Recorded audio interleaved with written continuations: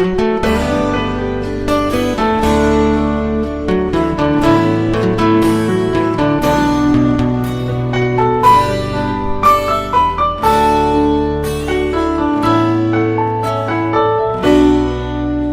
บที่ฟ้านั้นยังมีแสงตะเวน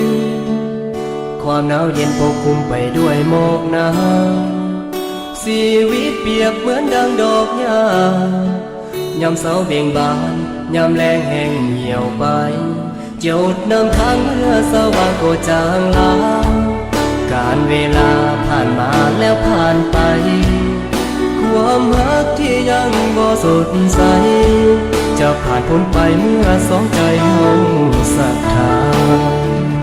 ขออายบ่แม่นพาอินเป็นคนติดดินมีฮักมีสังดังคนทั่วไปก็ได้แต่หวังว่าน้องนั้นสิเข้าใจบ่ได้หวังกำไรสิยอกลิ้นกินแล้วแซวนี้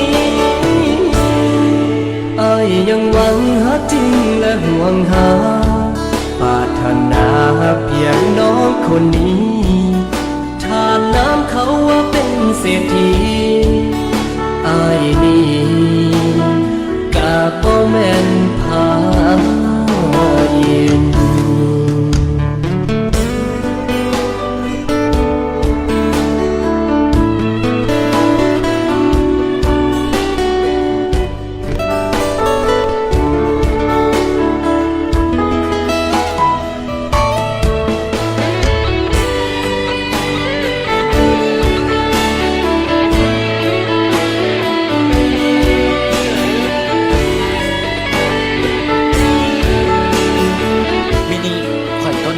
เจ้าบุจื้อค่อยหวาต้นขออายบ่แม่นพาอินเป็นคนติดดินมีฮักมีสังดังคนทั่วไปก็ได้แต่หวังว่าน้องนั้นสิเข้าใจ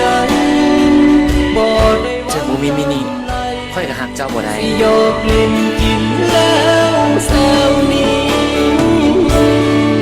อ้ายยังหวังฮักจริงและห่วงหา